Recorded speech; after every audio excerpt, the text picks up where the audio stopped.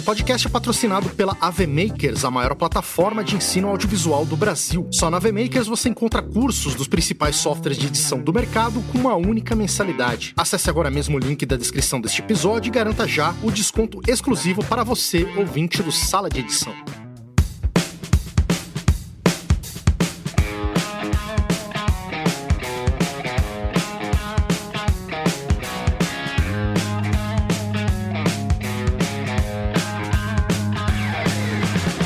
Muito bem, senhoras e senhores, mais um episódio do Sala de Edição começando. Rafa Costa falando aqui com vocês, junto com Marcelo Ferraz. Salve, Marcelão. Salve, Rafa. Salve, galera. Tudo bom? E, galera, estamos aqui hoje num episódio...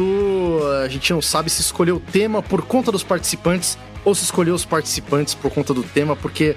O bagulho casou muito bem, né, Marcelão? Pois é, cara, saudade de juntar essa galera. E eu acho que, independente de tecnologia, eu acho que qualquer tema que a gente puxar e juntar essa turma, eu acho que vai sempre dar um caldo bom. Apresente os amiguinhos. Nós estamos aqui com o Thiago Taboada. Salve, pessoal. Muito bom de novo estar nessa sala. O Avidman, Marcelo Porto. Fala, galera, tudo bem? Delícia estar aqui de novo. E nosso companheiro que fala muito e fala alto, Duca Mendes. Salve, rapaziada. Olha, eu cheguei por último aqui, talvez eu nunca tenha o meu lugar na janela, mas a minha vaga tá garantida.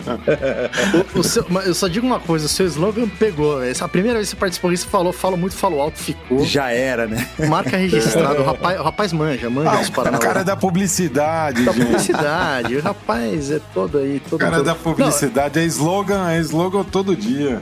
Mas eu confesso que quando a gente pensou em editor metódico, né? Eu lembrei do Duca. Eu acho que talvez até foi pelas conversas lá no Sala VIP. E eu falei, pô, o cara parece comigo, a gente é metódico. E começou a falar de método. Eu falei, quer saber, vamos chamar os amiguinhos pra falar sobre metodologia, sobre metódico, metodista. Metódico vem de metodista, Marcelo Ferraz? Confessar que quando você falou do tema, eu lembrei da metodista. Eu já frequentei a igreja metodista, meus amigos. Olha aí. É o metódico raiz. Metódico raiz. Hoje em dia eu sou ateu, não frequento mais a igreja, mas já passei por ali. Mas os métodos ficaram. Vamos definir aqui pro pessoal, eu acho que... Vamos jogar o tema no ar aqui, metódico. Segundo o Google, né? Tá valendo mais que dicionário, né? Não, mas tudo bem, é da Oxford Languages. O metódico é o que procede com método. As pessoas metódicas são regradas e costumam seguir uma rotina pré-definida. Em determinados contextos, uma pessoa considerada metódica pode ser sinônimo de chata, entediante e monótona, visto que não costuma sair daquilo que já é pré-estabelecido. Não foi exatamente isso que eu lembrei quando eu lembrei de você, Duca.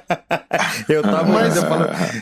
Mas o Google me traiu aqui. Não, na verdade eu vou interromper já dizendo o seguinte, me vem como chato também, talvez eu até seja, mas eu acho que uma coisa não está sempre ligada à outra. Eu acho que, né, quando você segue processos, faz coisas que te ajudam a ganhar tempo, a errar menos, ajudam. Agora, se as outras pessoas já acham isso chato, aí não é culpa minha, né? Porque elas serem desorganizadas. Se elas estão tudo bem com serem desorganizadas, também segue o baile. Só acha chato quem é metódico, quem não é metódico.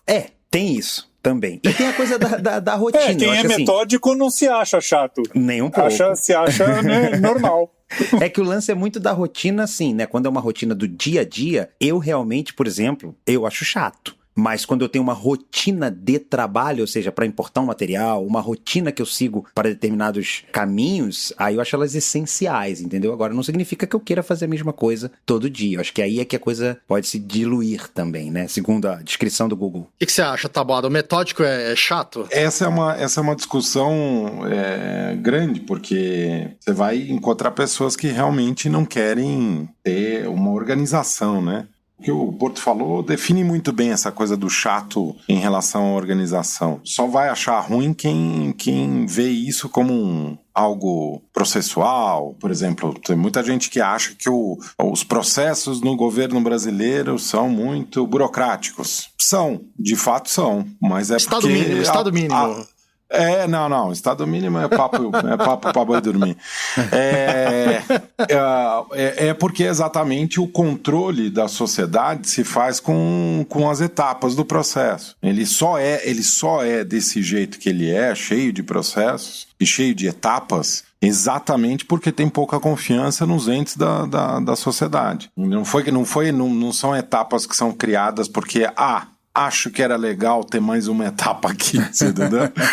Não tem alguém que fica lá dizendo o burocrata, né? Não tem um departamento da burocracia que o cara fala, bom, a gente inventou um processo rápido aqui, você pode fazer de um jeito para deixar bem burocrata? E aí o cara desenha lá um processo que vai e vem. Ele só existe porque exatamente nós vivemos numa sociedade com pouca confiança entre os seus entes. As pessoas tinham que invejar quem é metódico, cara, porque quem é metódico é fácil ser metódico quando você é metódico. Agora, é muito complicado ser metódico quando você não é, né? Eu acho que eu sou metódico em algumas coisas, né? O Duca falou de casa, por exemplo. Eu chego em casa e coloco a carteira sempre no mesmo lugar. Mas é muito... Aí tu, que metódico. Eu falo, mas eu nunca precisei procurar a minha carteira. Exatamente. A minha mulher procura a carteira dela todo dia que ela vai sair de casa, o celular, né? Porque toda vez ela chega e põe o celular em algum lugar. Eu ponho o celular sempre no mesmo lugar. Então eu não preciso pensar aonde está o celular. Na ilha é a mesma coisa, né? Se você sempre salva o material numa pasta com um jeito de dar o nome, né? Daquela mesma forma, é igual dirigir. Você não precisa ficar pensando em que marcha que você tá, né? A coisa acontece naturalmente e fácil. Eu adoro ser metódico. A ideia do pensamento automatizado, a ideia da elaboração, que tem uma condução, começo, meio e fim, né? Tem um processo, né? A gente tá imaginando que todos os processos precisam ser ou diminuídos porque você já deixou pré-programado que a tua carteira estará lá, né? Ou o arquivo estará sempre na mesma nomenclatura de pasta para que você o encontre no mesmo lugar. Todos esses processos são elaborações que você toma como método para você ter uma maior eficiência. A partir do momento que ele é método, você nem se preocupa se você é ou não metodista, se você está sendo ou não burocrático, né? Você pensa menos, e eu tenho até um complete aí desse raciocínio, que assim, a pessoa que não vive dentro de alguns, não precisa ser rígido, né? Porque também o método, você não precisa assim, tua carteira todo dia, se eu não botar eu vou morrer. Jamais. Você pode colocar em outro lugar e vai acontecer e tá tudo bem. Mas eu acredito que essas pessoas que não têm o mínimo do método, elas são infelizes sem saber em alguma parte da esfera, sabe? Minha vida é enrolada, minha vida nunca dá nada certo. Tu não consegue sair sem ter que procurar carteira todo dia. Você não consegue sentar numa ilha, toda vez que você senta na ilha, você tem que procurar onde tá o HD. Então assim, é lógico que essas micro coisas vão atrapalhando, né? Não, e esse exemplo da carteira que o Porto deu, eu tava refletindo sobre isso, né? Você tem um lugar que você sempre deixa a carteira. Deve ser, sei lá, perto da porta, não sei exatamente onde o Porto deixa as coisas dele, mas às vezes, sei lá, ele entrou pela área de serviço e era muito mais cômodo pra ele jogar, às vezes, na mesa da cozinha. Mas ele pensa, não, vou deixar lá, que acontece comigo também, vou até o lugar certo. Eu atravesso a casa e vou deixar a carteira no lugar certo. Exatamente, claro. Com um bom metódico que somos. Porque é mais fácil no dia anterior largar em cima da mesa, mas é mais difícil no dia seguinte lembrar que você largou em cima da mesa. Não, e esse é o ponto que eu fico agora juntando com a história das pastinhas aí do Tabuada. É bem isso, cara, porque às vezes o produtor, a pessoa que não tá acostumada, senta do teu lado, aí vê lá você criando pasta 01, sequências, 2 bruto, 3 áudio, o cara fala, vamos editar. Não, calma, cada coisa na sua pasta. Sim. Né? Porque depois na hora da saída... No mundo onde temos parceiros, né, ser metódico é muito fácil, né? Porque o cara fala, eu não tô achando o clipe que a gente gravou ontem. Fala, tá na pasta 2021, de outubro, do dia 7, do dia 8, do dia 9, sei lá, tá lá. Se você não for o chato que fala, cara, essa hora é aquela meia hora que eu vou ter que gastar pra criar pasta. Não tem... Depois a gente vai ganhar essa meia hora em várias outras meia horas, né? Vida. Eu gosto muito de lembrar de como era feito isso, né? Porque o BIM não nasce do nada, né? O BIM é um local aonde... Imagina que é uma cruz e um saco, aonde você ia colocando os pedaços de filme cortado. E você tinha na moviola, quando você corta um filme positivado para rodar na moviola, e você cortou entrada e saída, sobrou um pedaço de take que você precisa pelo menos identificar de onde ele é, de que cena que ele era, porque se você precisar ajustar aquele... Você nunca mais acha o retalho. Nunca mais vai achar, né? Então, como que se fazia nessa época do filme, né? Você colocava isso num lugar que é o BIM, onde você colocava os troços de filme referentes àquele rolo, àquela cena, para que, se você precisasse alargar e tirar, porque, veja, quando você está montando uma cena de diálogo em Moviola, tem 2 caminhos. Ou você monta só o vídeo, sem áudio, você só vai pela reação dos atores, ou você monta o áudio, que é bem complicado, porque você tem que, imagina, era na Gillette, o áudio em analógico, você monta todo esse áudio e depois é que você vai botar a imagem para colocar lá. O que era certo dizer é que muitos montadores preferiam montar só com a imagem, para ver ação e reação. Então ele tinha o texto em papel, mas ele ia na ação e reação dos atores naquele momento. Esses trechos, na hora que você coloca o som, às vezes uma palavra de final de frase, uma coisa mais contundente que deveria ser dada, ou uma pausa dramática que você precisava dar uma largada um pouco mais no rosto da pessoa, ficava de fora. Então, você tinha que ir lá, achar aqueles 2 pés que você tinha, 2 pés e 7 fotogramas, para colocar naquela edição. Se você não tivesse isso bem organizado, você estava danado. Você precisava ter uma organização. Vamos combinar que ser editor antigamente dava muito mais trabalho, né? Não era para qualquer um. Não é que era mais difícil. Ele exigia mais do profissional. Hoje em dia, ser editor é só ser um cara criativo, né? Eu acho que não dava pra você fazer errado, né, cara? Ou você fazia certo ou você não fazia. Eu acho que é por aí também. Então, mas tem uma qualidade do ser humano que se chama abstração. A abstração, ela é uma qualidade. É uma aliada, exatamente. Quem tem capacidade de abstração, outro dia eu vi um termo que eu não vou me lembrar aqui, até o final do programa eu lembro, é uma disfunção do cérebro que o sujeito não consegue lembrar de. Ele não tem lembrança, ele simplesmente vive sem lembrança. Ele consegue, você fala, vamos comer abacate, ele sabe o que é o abacate, mas ele não lembra do abacate. A abstração, quem tem pensamento de abstração, consegue prever o futuro, no sentido, será mais fácil pegar a carteira no mesmo lugar?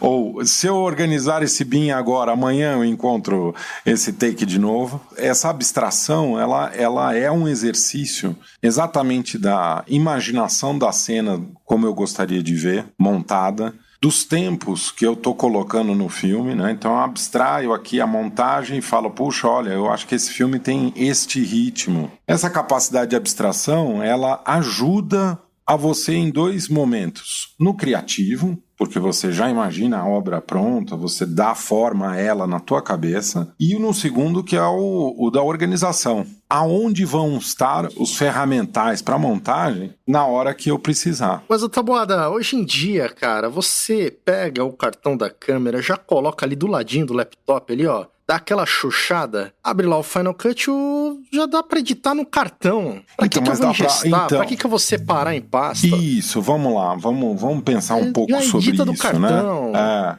Você tira o cartão, perde a edição toda. Então, mas aí a gente entra com um passo aqui que a gente... Pode ser que eu esteja pulando e você tenha só provocado o Taboada, mas assim...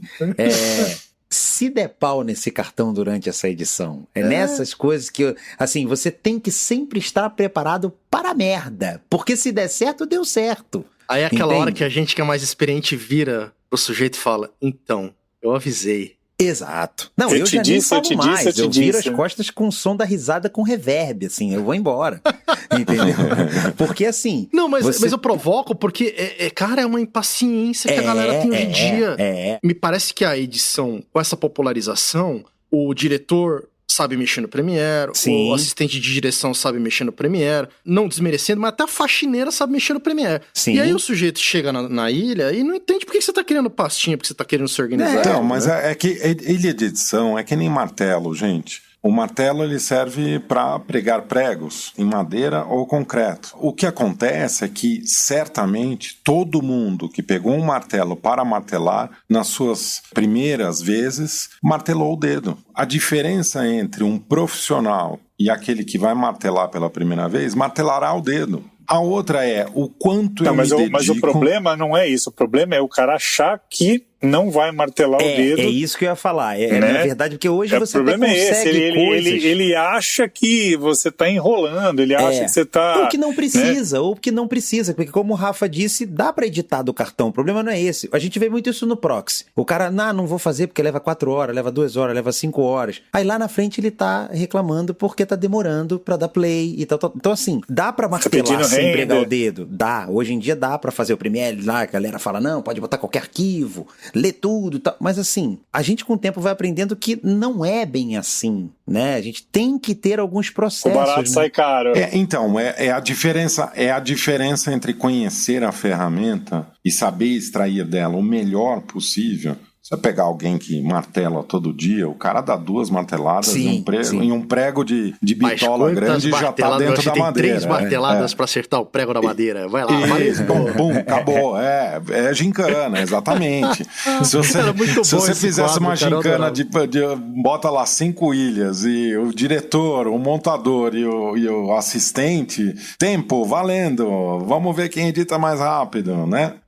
É a mesma gincana do martelo. É a mesma gincana do martelo. Você vai ver quem que vai sair mais rápido com o filme montado. A outra coisa que eu acho que eu discuto aí nessa história é que, assim, como é um processo coletivo e ele tem passos muito claros, é o exercício sempre da transposição. A transposição da ideia para o papel, do papel para as suas diferentes formas de ver essa ideia. Então, você tem desde o figurino, você tem desde a luz, você tem desde o cenário, você tem várias áreas, né? Na hora que ele já foi para o papel, você vai decupar cada uma dessas áreas que foi. Depois você vai para a edição propriamente dita, que, dada a facilidade desse martelo moderno que nós temos hoje, né? Dada a facilidade de mexer no equipamento, não é mais uma ilha onde você tem que cortar, não é mais uma coisa quase artesanal de se fazer filme, né? Já é um processo industrial. Algum dos passos para você planejar a sua edição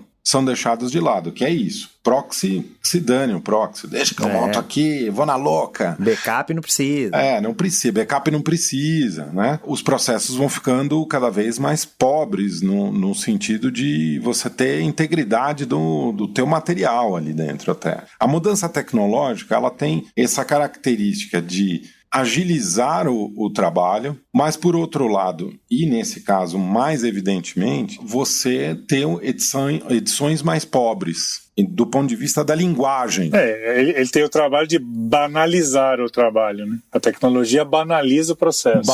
Isso. Então a gente hoje vive, se você pegar, por exemplo, os filmes da década de 50 a 70, 50 a 80, 50 a 90, você vai vendo que em 90 para cima, porque em 95, 2000 até 2000, no meio da década de 90 para frente, o não linear entra na história valendo. Se você pegar todo o filme para trás de 95, feito ainda na moviola, você vai ver que é outro tempo. É outro tempo de montagem. É outro tempo da dinâmica fílmica. É um imagético entregue com um pouco mais de detalhe. Então, mas eu penso o seguinte, Tabata, porque naquela época, refazer, ou você não tinha muita liberdade criativa, porque fazer dava um trabalho do inferno e refazer, então, nem pensar. O cara ele tinha que ser certeiro, não é que ele ia clicar na timeline ali, né, dar um in-out, cortar e beleza. Então ele tinha que ser mais certeiro. Eu acho que por um lado isso era bom, mas por outro lado, se de fato quem pedia a alteração tivesse razão, se ele pedisse 2 alterações, o cara ia ficar puto, o editor, né, o montador, porque ia dar um trabalho do inferno. Na linear, então, nem se fala, né? Eu quero mudar um corte, mas não pode gerar o material. Pô, o cara ia subir na parede, bicho. Então, mas esse é o planejar. Planejar é ir para o local onde vai se construir algo, sabendo o que vai se fazer. Ninguém compra madeira, cimento e diz, vamos agora tentar ver se a gente bota a cozinha aqui. Chega no final do dia, o contrapiso está feito, a cozinha vai aqui, já tem uns canos passados, a cozinha aí eu não gostei. Putz, aqui é melhor a sala. Caraca, não me fala isso não, que pânico. Porra, Marcelo, a sua confeitaria, rapaz, sofreu pra caramba com as caixas de sei lá o quê, cano que passava daqui pra lá. Quebrou. Então, mas ele não. Eu sofri por você e você não tá sofrendo, rapaz. Não, eu tinha arquiteto, eu falei, olha, essa é uma obra que a gente precisa fazer com arquiteto. E aí, nem com o arquiteto, aquela máxima da obra não valeu, né? Eu digo que obra você não termina, obra você desiste. Abandona. E essa... Ela te vence. Filme também, Porto. Filme também. Filme também. Quantos filmes não foram desistidos? Mas aí é o ponto assim, por exemplo, se a gente for levar no âmbito da obra, e obviamente isso é um paralelo direto no filme, né? Você tem ali um excelente pedreiro assessorado por um arquiteto e o cara coloca o ralo ali e aí a hora que você encosta o móvel ou aquela coisa que é do lado, você percebeu que na planta parecia incrível. Mas a hora que você vê que você vai tropeçar naquilo que tá ali ou aquilo vai te atrapalhar a vida inteira, você tem que ser macho o suficiente para falar, precisa mudar isso daí, nem que isso tenha um custo. E aí na edição, hoje esse custo é muito menor. Então, dá uma liberdade pro cara dele não ser certeiro. E aí acho que é onde o Duca tem razão. Tentar o ralo nos 4 cantos. Quando é fácil, o cara fala, pinta de preto ali. Ah, não, você tinha razão, de branco é melhor. Pinta de branco de volta. E no audiovisual tem a desculpa do artístico também, né? Porque na obra é uma coisa funcional, né? E o cara fica experimentando, rosqueando lâmpada, e no final, a versão que vai pro ar é aquela que você montou lá no começo, tirando uma coisinha aqui, outra ali, né? Se o cara não mudar uma coisa, ele não se sente autoral, né? Ele tem que participar da sua montagem de alguma forma. Então você tem que deixar alguma coisa errada ali pro cara, pra incomodar o cara. Pra poder desviar, né? Pra você desviar uma isca, você joga uma isca ali. Exatamente. Eu fiz isso muitas vezes, né? Deixava o filme ali redondinho, aí que o cara ia chegar, se o cara fosse, sei lá, meio chato, meio crica, eu fazia uma coisa muito ruim, assim, pro cara ver o filme e falar, puta, esse corte não tá legal, né? Eu falo, puta, você tem razão, esse corte tá me incomodando, vamos mexer. Aí mexia, resolvia o filme, porque aí ele não mexia nada do resto do filme, ele só ficava focado naquele ponto que tava ruim, né? Essa dica eu tô doando também, mais uma. Não vou cobrar por ela, mas ela é muito valiosa. Então, essa é uma discussão interessante, né? Porque enquanto contadores de história, montadores de casa, mestre de obra, se a gente pode dizer assim, o engenheiro-chefe chega na obra e diz, isso daqui não ficou legal, vamos mudar, mas puxa, é assim que funciona, né? Você fala como editor, mas é assim que funciona. Então eu acho que tem aí uma máxima que já foi resolvida em outros mercados e pouco discutida aqui no Brasil. Essa coisa do diretor artístico, ele está ligado a uma parceria com o montador. Então assim, no mundo inteiro, os diretores que são artísticos, que são artistas, têm montadores parceiros. Ou porque entende as idiosincrasias do sujeito e o jeito de pensar, e aí fica muito mais fácil fazer uma mudança, mesmo que seja hercúlea, ou é uma obra que tem um valor, vamos dizer, mercadológico, e não se pode perder a obra por questões artísticas, que é o caso do cinema americano. Então, o corte, ele é determinado pelo montador, que foi contratado pelo produtor executivo, que é o dono da grana. Sim. Né? Porque aí o dono da grana diz, montador, isso aqui vai funcionar? Não, vai funcionar.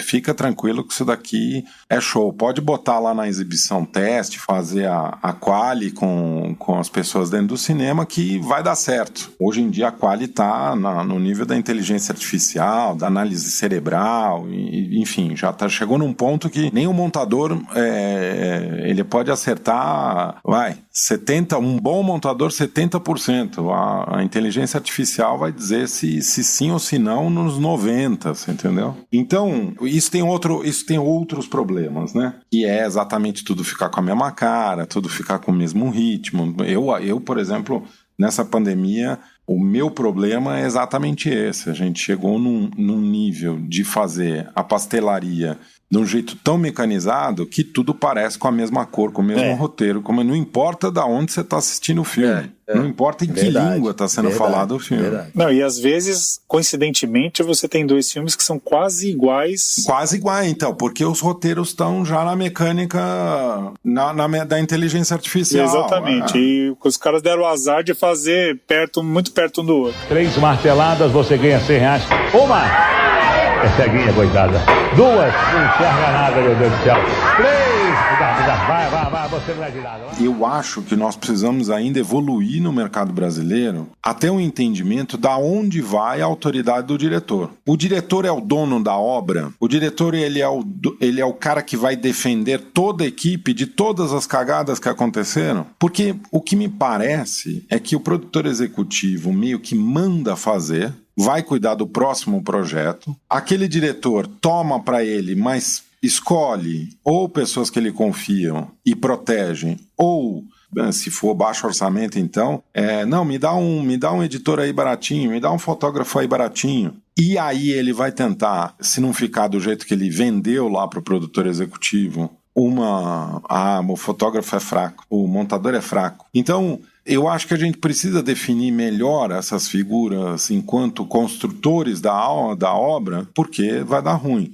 Voltando à organização do editor, essa é um ótimo momento para editores bem organizados mostrarem todas as versões de um take. Por exemplo, o Duca estava falando aí de uma publicidade que tinha reações de uma atriz por 20 minutos para um elemento de 10 segundos. O filme final 30 segundos. Se você tem 20 minutos e alguém diz, não tinha um take melhor...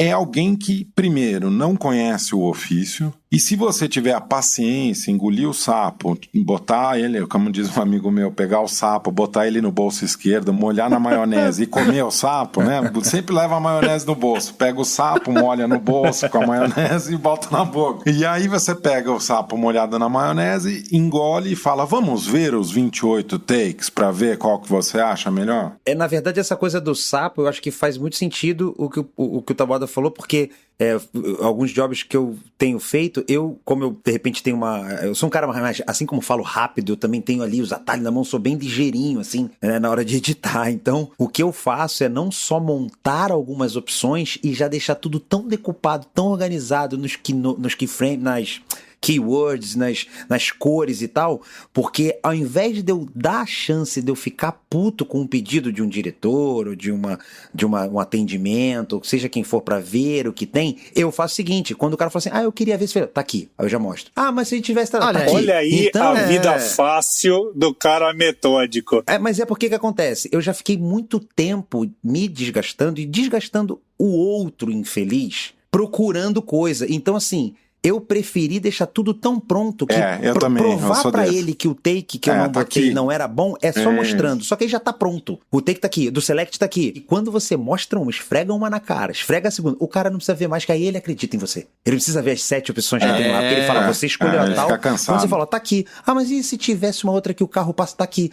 Mas tem uma que eu filmei de baixo, você fala, não tem. Aí ele fala, não, beleza, então vamos assim mesmo. Aí você ganha o cara. É mais rápido, mais eficiente e indiscutível do que ficar tentando, cara, eu olhei, eu vi, eu achei que não era legal, porque a gente já fez muito isso também. Não, né? E mesmo quando você não tá certo, né? Também. Se por acaso você tiver errado, você achou rápido, resolveu o problema, bola pra frente.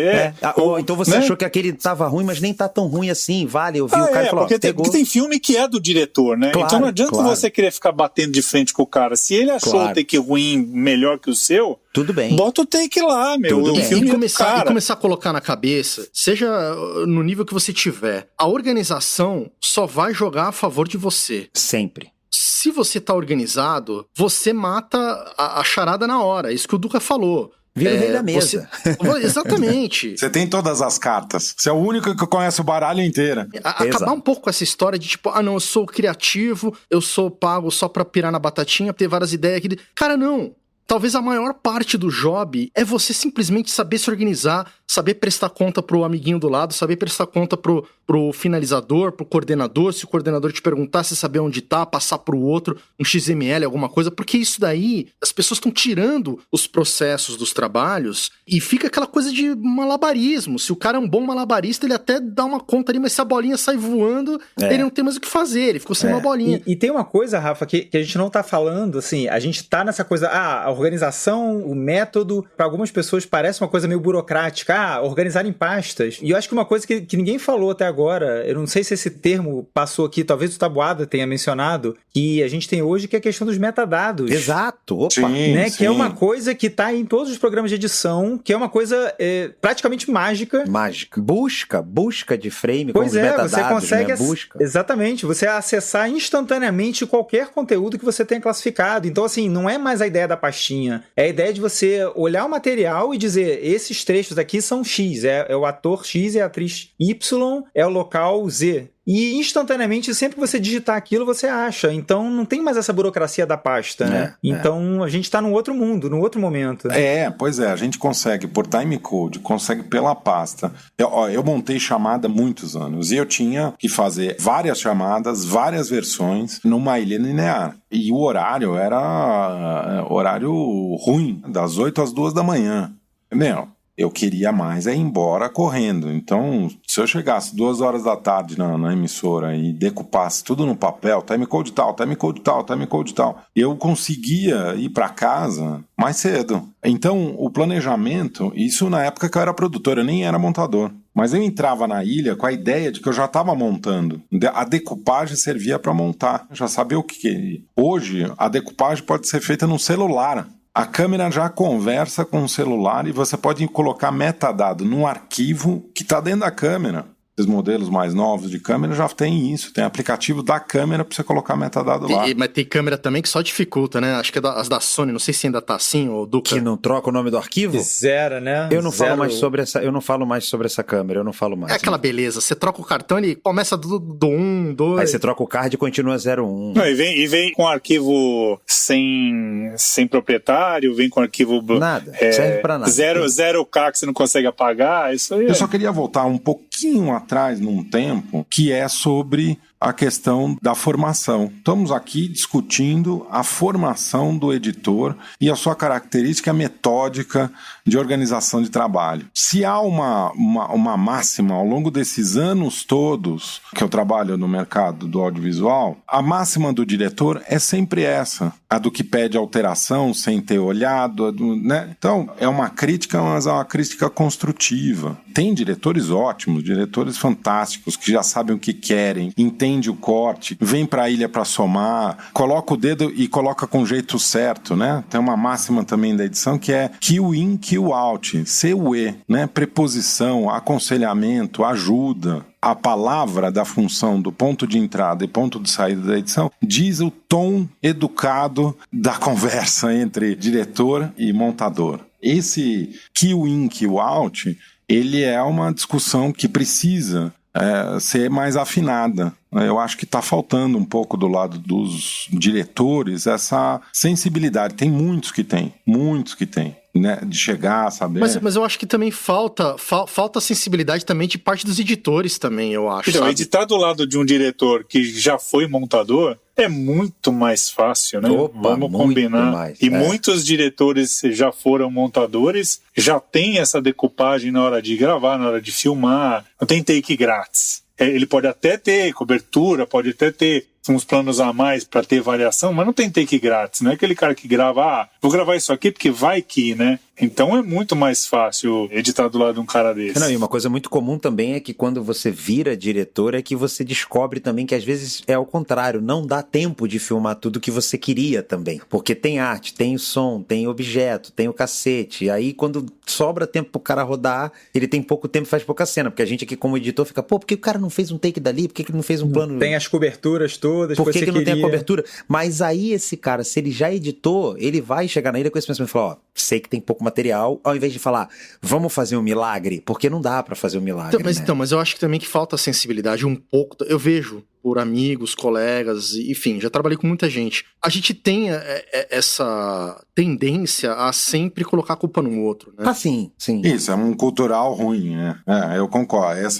Nesse caso específico aí, aconteceu até num dos jogos recentes que eu fiz. Dava pra ver que a referência era uma referência muito, muito complicada pro tempo que foi gravado e as condições que foram gravadas e tal. Então, é óbvio que o diretor, a diretora, vai ficar apreensivo por querer alcançar aquele ponto e dadas todas as dificuldades que a gente vê na própria filmagem que aconteceram, que a pessoa precisa se garantir que realmente é o melhor take que tem e ela vai querer ver, porque também, às vezes, na perspectiva do diretor, na hora ficou melhor do que depois no vídeo, né? Porque tem essa também, na hora é uma coisa. Claro. O que tá impresso ali é outra, e é aquilo que vale. Não adianta a memória do dia da gravação, o que vale é o que ficou impresso, né? E isso rola muito, né? Não, porque a gente fez um plano que ficou do caralho. Fala, mas não tá aqui, tá vendo? Não tá. Tá doce o foco, tá isso aqui. Isso, às vezes o plano bom não tá bom tecnicamente, né? Ele tá bom contextualmente. E isso que você falou da explicação, cara, é fundamental. É uma dica preciosíssima de você dar razão da escolha e da não escolha, né? E de dominar o baralho, porque aí o diretor, até pra própria tristeza dele muitas vezes, vai falar, puta, não, realmente... Esse aqui é o melhor mesmo. E às vezes o cara não tá preocupado com você, nem com o seu trabalho, porque a gente leva muito pro lado pessoal. Não, o cara tá me questionando, o cara tá achando que eu não sou bom. Não, o cara tá preocupado com a apresentação dele lá no dia da agência, entendeu? De realmente ter o material, né, a melhor extração. Mas quando ele vai apresentar é o dele que tá na reta, né? Exato. Ele tem que ter essa preocupação. O duro é quando você tem a responsabilidade do corte final e o material é longo. Você tem um material longo, um roteiro indicativo de uma montagem, ele não é muito específico dizendo que take que você tem que colocar, e você tem um material muito longo. Esses são os jobs mais difíceis. Porque, veja, você até pode dar uma dinâmica, um ritmo, e coisas que tem aí mais de 5 minutos. Porque você vai ter que decidir como montador se aquilo lá está funcionando. Você que vai ter que decidir. O cara vai chegar e vai dizer... Não, isso não dá. Ele só vai dizer isso pra você. Ele não vai dizer... Como é.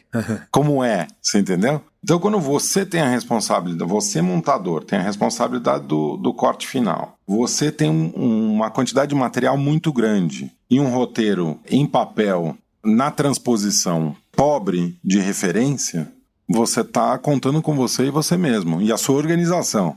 São essas duas coisas que você conta. O resto... Porque 30 segundos, mesmo que tenha 256 takes, você não tem takes muito longos, né? A ação não é muito longa, né? E a junção não é uma coisa narrativa que você tem que... quando é um bate-papo e você tem uma reação boa, aí né? você tem que saber quanto tempo você deixa aquela reação aí, realmente é mais subjetivo. É mais subjetivo. Ou, por exemplo, num documentário, onde você tem uma parte do documentário que é mais complicada de se contar. Sim. E você tem poucas opções. Então, eu acho que tem aí complexidades e complexidades, né? A gente tá falando de material muito curto, mas os mais longos é aquele onde o montador tem a responsabilidade do corte final, porque mesmo que o diretor queira, ele vai mudar pouco do material. Ele mesmo ele não vai conseguir sentar e ver a melhor opção, mas você tem que montar o melhor documentário possível, para que ele diga, putz, eu me lembro, foi isso mesmo que aconteceu. E quando você pega o job e recebe uma proposta, às vezes até são propostas boas, para pegar coisa desorganizada, que não tem método, pegou aquele projetinho que o rapaz ali ou a moça deu aquela esculhambada e você precisou continuar. Eu peguei uma vez um show, o sujeito fez no By the Book, gravou com 5 câmeras a passagem de áudio, capturou o show com as 4 câmeras, depois ele gravou essas 4 câmeras, o áudio foi reproduzido dentro da sala e a banda tocou a encenação toda com a música vinda da gravação, né? Do playback, só que nessa segunda passada, as câmeras estavam completamente fora de registro. Hoje já não acontece mais isso. O que acontece é deixar fora de foco. Erros mais grotescos. Hoje o erro é muito mais grotesco do que naquela época. Bom, enfim, não dava pra montar, né? Não dava pra montar, não ficava bom, não sei mais o quê. E eu devolvi o job. Porque eu acho que tem uma coisa que é o limite do milagre, né? Como diria o poeta, o irmão do Guilherme Caran. Ele tinha uma música que é: fazemos biscate, bico, barba, cabelo e bigode. Só não vou fazer nenhum milagre, porque milagre é mais caro. E é isso, você entendeu? Milagre é mais caro. Milagre é muito mais caro. Porque não dá pra... E nem todos os milagres são possíveis, né? Aí acho que essa é a hora de devolver, que é o que ele falou. Essa é a hora de devolver. Milagre você não faz. E numa brincadeira dessa, aí é que o metódico sofre. Porra, sofre não, úlcera, né? Morre, né? Ele morre. Porque aí, o cara, você pegou um job desorganizado e com defeito, nossa, Cara, aí acaba com a vida do cara. Desesperador, até porque pro metódico vira um desafio, né? Você fala, não, eu vou consertar esse negócio, eu vou arrumar, vou organizar. Mas, ô Lucas, você já chegou nesse ponto de devolver o job? Então, eu cito algumas situações, cara. Respondendo já de cara, eu nunca devolvi. Eu acho que eu nunca... Chegou um momento e falou, olha, toma, não tem como eu fazer. Não tem como eu fazer. Eu entreguei uma VX e falei, paro aqui, mas eu nunca não entreguei. Só que eu dei um ponto final. Falei, olha, acaba aqui. Agora, a ponto de pegar, tentar e não conseguir nem ter uma V1, eu nunca fiz. Agora... Não, teve V1, teve V2, teve V7. Sim, mas tem uma hora que você desiste. A questão é que você chega, chega. É porque eu digo que tem situação que, assim, vamos lá, chegou um job aqui. Fechei, não tem material, vai chegar semana que vem, beleza.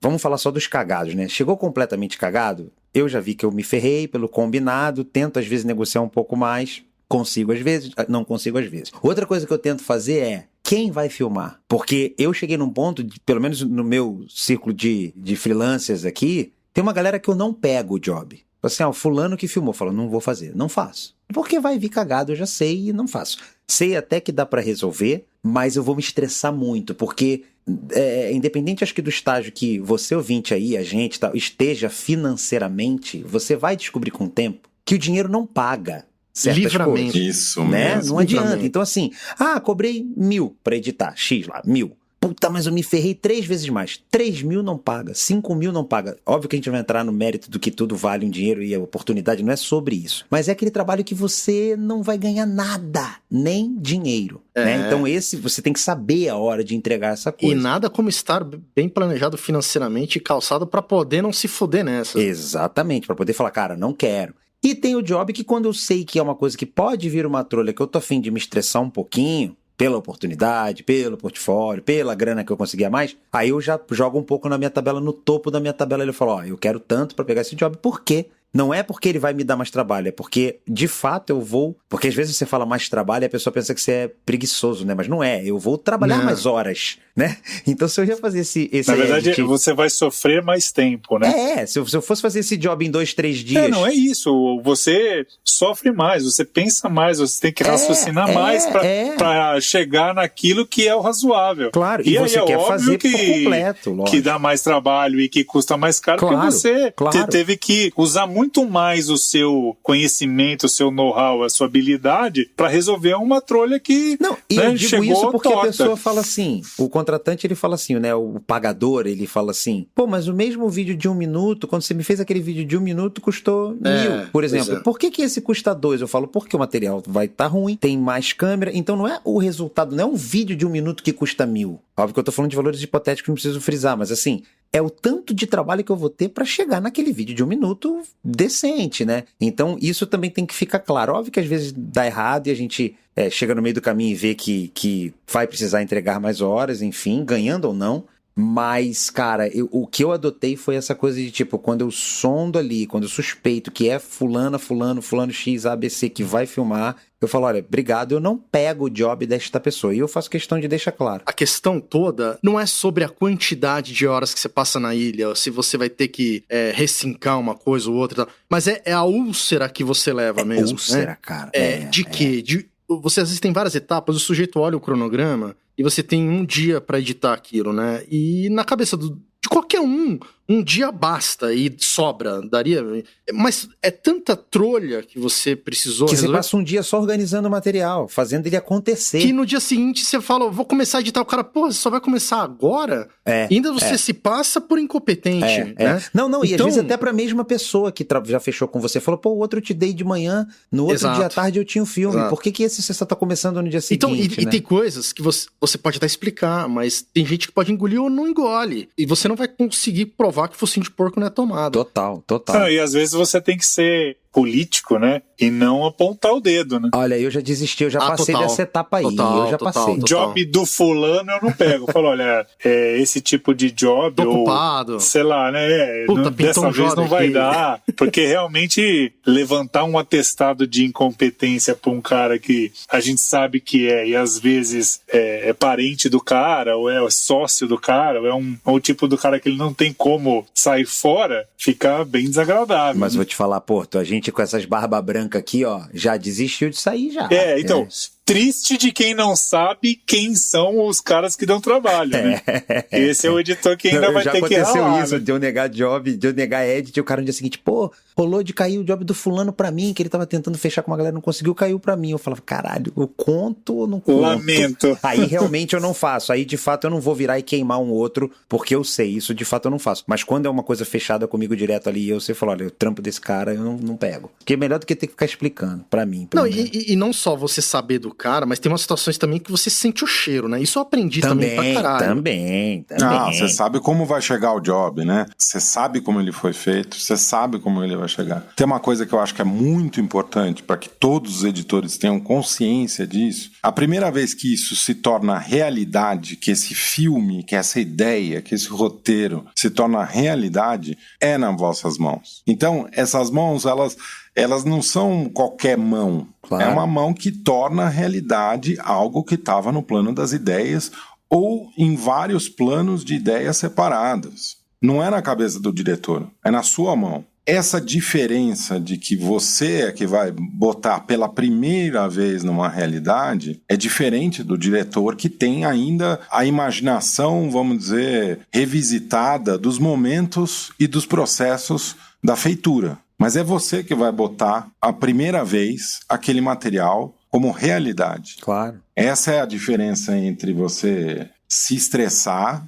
ou você curtir o que você está fazendo. Se todo vídeo que você faz está doendo, tem alguma coisa errada. Total. Você entendeu? Total. Porque, veja, é o que eu acho que acontece com todos nós, todo vídeo é um parto. Todo vídeo dói um pouco para fazer. Porque, de fato, você vai lá olhar todas as imagens, colocar lá. Eu acho que eu muito migrei para a parte mais técnica, porque no documentário que eu fiz, eu resolvi que eu ia fazer tagueamento de take em fita. Então eu botei o estagiário lá, montei uma base de dados, montei o tagueamento todo, ele fazendo um PC, ligado num VT. Então ele corria o timecode, ia andando e ia colocando o timecode. Ele não colocava timecode, ele só marcava entrada e saída, mas colocava o take, o que tinha no take, quem falava, quem aparecia, babá. E aquilo ia para dentro do Final Cut inteiro, com todos os metadados. Imagina, era 100 horas de material. Para montar o documentário foi fácil, você tinha lá onde que você queria colocar. Mas o produtor executivo, ele tinha lá a sua ideia do que ele achava que ia sair do documentário.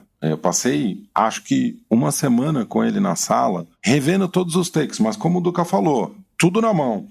No dia tal, nós fomos na festa tal e por volta das 8 horas, não sei quem falou tal coisa. Vamos pegar isso daí pra gente ver o que aconteceu? Pum. Olha lá, ele não fala essa frase que você acha que ele falou. Ele fala uma coisa que não dá pra entender se jogar aqui. É mesmo. Tem essas diferenças que é como você dói pra fazer, dói. Mas se estiver doendo muito para fazer, é úlcera, é câncer, você entendeu? Não precisa, calma, pera lá. Agora, tem um outro fator também que muda muito o jogo da úlcera ou da paz, que justamente é a parte aí que o Sr. Taboada e o Marcelo Porto estão, que é a parte mais técnica, que muitas vezes nós, editores, não temos acesso a ela, nos é dada a ilha, a máquina pra gente fazer, né? E seja o que Deus quiser, e você torce para que o cara que você não conhece, que botou aquilo lá e deixou funcionando, seja um nível do Taboada, do Porto, ou de tantos outros que a gente conhece por aí, porque... Pra você também não sofrer com a máquina, Porque né? eu queria ver o outro lado dos caras também, porque eu já tive umas conversas aqui com o Porto, com o Taboada, que é aquela coisa, o Taboada ele digitalizou a MTV inteira ali, o Porto cuidou e ainda cuida das maiores produtoras de São Paulo, mas eles devem ter casos aí, uma coisa é o ideal, o sujeito pergunta pra eles... é máquina tal, com tal configuração e custa tanto. E o cara vira pra você e fala, não, te dou metade, se vira aí. Metade, 1/3. E aí você fode a vida do Taboada, do Porto, fode a vida do Rafa, do Duca e do Marcelo Ferraz, e fode a vida do programa, do produtor, fica todo mundo puto. Eu concordo com você, Rafa. A gente tá Veja, a gente faz esse podcast para ensinar onde tá o buraco na estrada. Isso daqui nada mais é do que um aviso do Waze. Radar detectado à frente, entendeu? 40 por hora. De fato, ao longo dos anos, editar ficou a coisa mais fácil do mundo. A qualidade da relação laboral e não ficou boa para ninguém na face da Terra. Ninguém, qualquer trabalho. Você pode pegar até astronauta. Os astronautas da década de 60 e 70 eram primadonas. Os astronautas de hoje, meia semana de treinamento pro cara e bota ele no foguete, hein? E pronto. Então, a relação laboral é que deu uma areia na engrenagem. Tem gente que acha até hoje que MacBook Pro é ilha. Tudo bem, ele serve como uma máquina para editar e dá para resolver muita coisa, mas... E que servidor é infinito, né? Ou que um HD externo é um servidor, Graças a Deus não tenho visto mais, mas que é a realidade de muita gente que eu sei. Muita produtora você vai aí, cara, tem 5 nego na mesma mesa, editando. Você fala, porra... E aquela coisa toda da concentração, cadê o ar-condicionado da ilha? Você vê que a sala não tá aguentando o calor. Todo mundo tendo que ficar de fone o tempo inteiro, né? Você trabalhar 8 horas de fone porque tá editando do lado de outro cara e, putz, é foda, Olha, né? Eu vou te dizer que ainda pode piorar muito mais. Qual é o fundo do poço, Mr. Taboada? Não tem. O fundo do poço é a inviabilidade de fazer. Não dá pra fazer. Mas a gente nem vai chegar na nossa hora de dizer não dá pra fazer. Vai parar muito antes. Não vai ter job, exatamente porque não dá para fazer, é muito caro, é isso, é aquilo. Se você for ver hoje o que ganha um montador médio para bem brasileiro, ele ganha por ano o equivalente ao que é já o ganho para assistencialismo na Europa. Entendeu? Então, assim, botando assim bem duro, vai ficar muito mais duro. Qual que é a saída que eu proponho aí?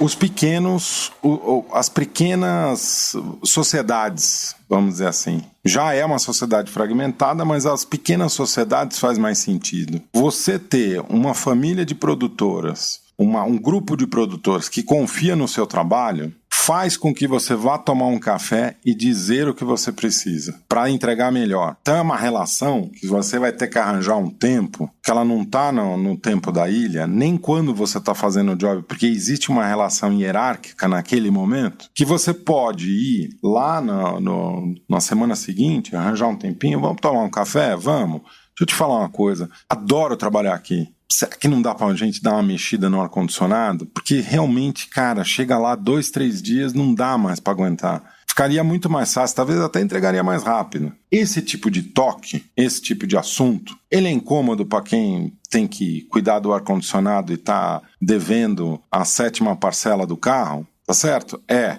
super incômodo. Você começa a ter um outro tipo de contato com quem te contrata mais perto da realidade. Então, assim, esses assuntos eu sempre levei muito a sério na ilha. Sempre quando alguém vinha me falar algo que não tivesse a ver com a montagem, mas que tivesse a ver com a condição de trabalho eu sempre parava para olhar. A empresa é capaz ou não de dar aquilo? Porque em muitos casos, você vê cada cadeira de trabalho, meu querido, e é banquinho de um pé para você editar, passar 6 horas ali. Então, assim, você tem que ter esse outro lado, o editor ele precisa pensar nesse outro lado, que é o que faz ele melhorar essa condição para resolver problemas. Sim. Entendeu? Sem isso não dá. O buraco é... pensa nas nossas máquinas, com esse dólar by Guedes. Agora, mano, você vai ver quando que as produtoras vão trocar o parque tecnológico. Sobe som aí do Legião Urbana, Momento Deprê. Momento deprê. Sobe, toca Radiohead aí. Eu não tô deprê, não. Eu tô feliz aqui, viu? Ô, Duca, pepita sonora, dá uma pepita aí, aproveitando, faz merchan do teu programa aqui, que é tudo livre aqui, a gente já faz merchan do pepita aí. Cara, vou indicar uma pepita muito legal. É um cara chamado Richard Hawley. É um cara assim, que meio que é aquela pegada, pra quem viu a série Peaky Blinders, sabe? Aquele som que é o que o Arctic Monkeys faz hoje, aquele rock and roll, aqueles caras meio tupetudo, assim, cabelo pra trás. Ele é um cara que ele é meio um cronista do lugar que ele vive, assim, sabe? Só que com música, ele retrata o dia a dia dele ali em Londres, se eu não me engano, assim, na verdade é Shaftford, sei lá o nome do lugar que ele mora lá na Inglaterra. Então fica essa dica aí, Richard Hawley, que tem umas porradas, mas tem umas músicas também que faz pensar, melancólica. Então, pra não ser tão triste, até como o Taboada falou, não estou triste, mas é hora de baixar a bola e pensar, fica a dica aí, Richard Hawley, pepita da vez. Só pra que fique claro, Rafa, pra quem não sacou, a gente fala pepita pra cá, pepita pra lá, eu também tenho, com mais 2 amigos, o podcast Pepitas Sonoras, que tá em todas as plataformas aí, é só procurar, tem um monte de música legal.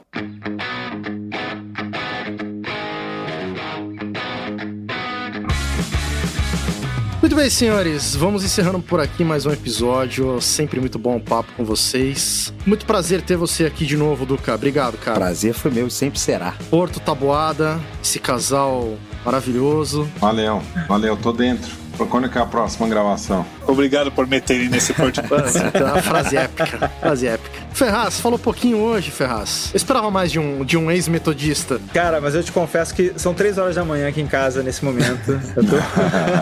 Eu tô morgado aqui. É o fuso horário da filha. Dias de bebê. Coisa de pai fresco.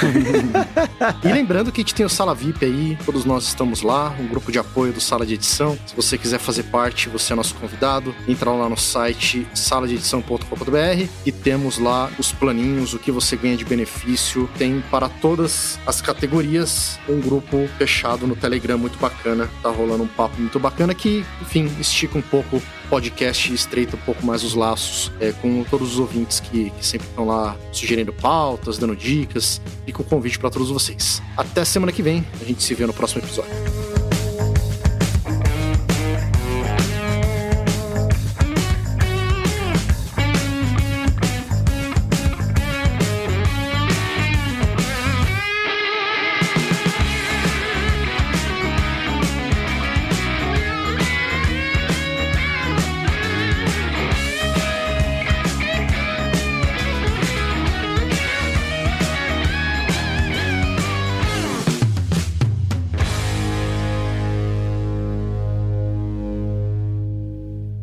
Aonde vão estar os ferramentais para montagem na hora que eu precisar. Essa é uma discussão, gente. A gente pode continuar conversando. Eu só tô ouvindo. Todo mundo fala pra refletir, né? Não tem conclusão. Eu já concluí. É uma mesa redonda. A gente tá Isso é uma mesa redonda. Podemos falar.